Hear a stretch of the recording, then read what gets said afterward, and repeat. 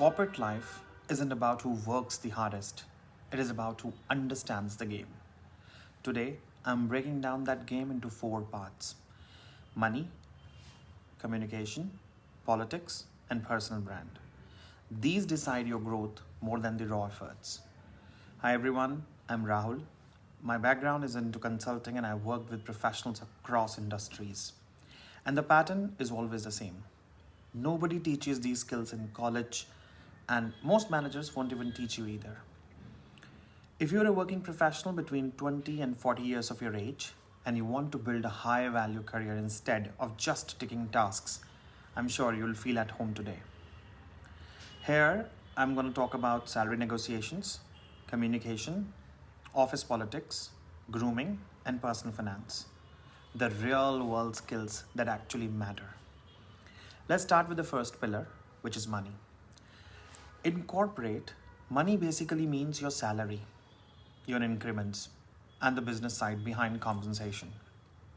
But here's the truth: salary is a business cost, not a reward. Once you understand that, negotiations become logical and not emotional. Many people feel underpaid because they are looking at salary as appreciation, but companies look at the salary as budget allocation. Two completely different mindsets. So, understanding how companies budget for raises is very important. Most increments are decided months before your appraisal discussion. They go through budgeting cycles, headcount planning, and compensation bands. So, when someone says, I'll prove myself and then I'll get a big raise, it doesn't always work because the budget may not even exist if the performance is there. Now, let's talk about negotiation leverage. So you have the most leverage at three most important moments in your life. One is when you join an organization, second is during your appraisals, and third is when you have competing offers. Outside of these windows, the companies will always say, we'll see that later, because they have no reason to stretch their budget. So before appraisal season, it is suggested that you build a one-page value document for yourself, largely encompassing your achievements, your metrics, and your impact numbers. Ideally with numbers, especially because managers need this as they have to justify your increment up the chain. So for example, instead of saying, I did a lot of work, say, I improved reporting efficiency by 40%, reduced errors by 20%, trained 3 new hires, and handled stakeholder communication with the US team. Now that makes it business friendly, right? But for most of the professionals, the biggest jump in the salary doesn't happen inside the company. It happens when you change companies intelligently. So be intentional about timing. Now, the second pillar is communication. In corporate, nobody cares about difficult vocabulary. They care about clarity, brevity, and structure. And there are 3 types of communication that matter most at work: emails, meetings, and stakeholder alignments. Emails reflect your thinking quality. Meetings reflect your speaking clarity, and alignment reflects your maturity. And hence, in meetings, it is always suggested to use a simple structure called the ADN structure, which is go with an agenda, have discussion pointers, and define the next steps. For example, if someone asks you for status, instead of going all over the place, say, the agenda is quick update on the client deck. Discussion is, we have completed 80% and we are waiting for numbers from the finance. Next steps, well, once finance sends the data by Wednesday, we'll finalize the design and share for review by Friday. So that's clarity, right? So when it comes to English, most professionals feel insecure because they think fluency means fancy. But good corporate English is actually very simple English, delivered confidently, right? So one more important part of communication is learning how to disagree without sounding very rude. So generally use phrases like, from a different perspective, one concern that I have is so and so. Or, can we explore an alternate approach? So these kind of words reduce conflict but make your point, right? So communication alone can change how people perceive you at work, even if your work stays the same. The third pillar is politics and networking, right? And most people hate these words because they imagine it is manipulation.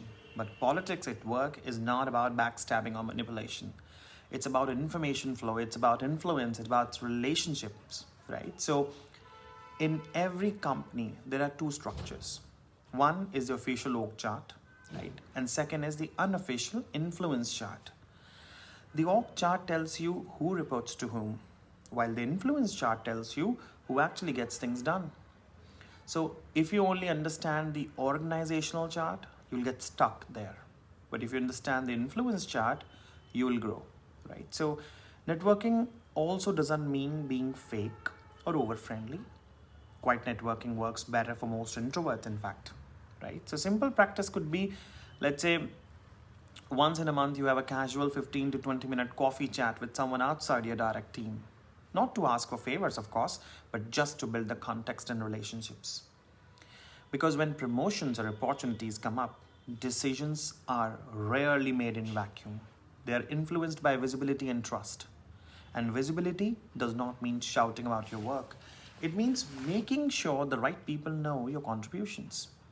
So here's a simple technique. After completing a major task or closing up a deliverable, send a short wrap-up email to your manager and stakeholders. One paragraph, that's it. Over months, this builds a track record of the value you have created. Now, the fourth and the final pillar is personal branding. Now, this has nothing to do with Instagram, by the way. It is about how you are perceived at workplace, right? So, your personal brand is actually formed by four things. One is how you speak. Second is how you behave. Third is how you dress. And of course, fourth is how you follow through. In the first 10 seconds of meeting someone, people subconsciously evaluate professionalism. That's why grooming and dressing matters the most. You don't need extensive clothing or expensive clothing. You need clean, well-fitted, and neutral clothing. Navy, white, gray, black, all of these work perfectly fine. Similarly, subtle grooming makes a difference.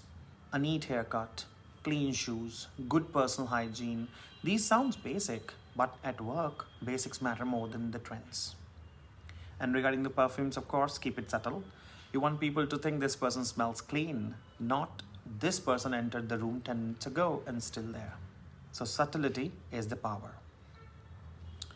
So when your communication and grooming aligns, people start perceiving you as reliable, mature, and relatable. That perception often leads to better opportunities, even without asking. So at the end, I'd just like to say that most people focus only on performance and ignore money, communication, politics, and personal branding, and that's why they stagnate. If you found this useful today, I'll go deeper into each of these topics around finance, English, office politics, grooming, everything that actually matters in the real world. But for that, subscribe if you're serious about leveling up in the corporate world. Thank you.